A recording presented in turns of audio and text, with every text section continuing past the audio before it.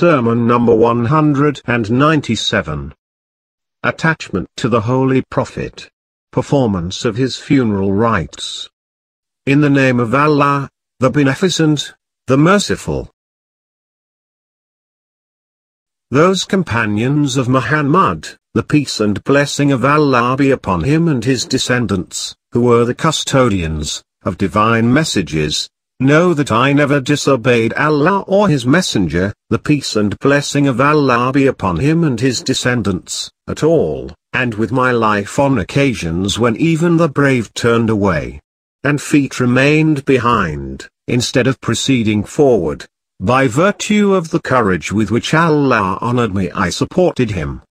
When the Prophet, the peace and blessing of Allah be upon him and his descendants, died, his head was on my chest, and his last breath blew over my palms and I passed it over my face. I performed his funeral ablution, may Allah bless him and his descendants, and the angels helped me.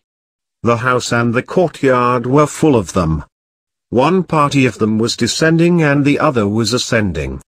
My ears continually caught their humming voice, as they invoked Allah's blessing on him, till we buried him in his grave.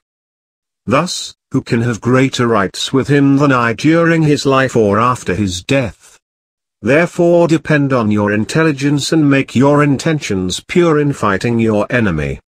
Because I swear by him who is such that there is no God but he, that I am on the path of truth and that they, the enemy, are on the misleading path of wrong.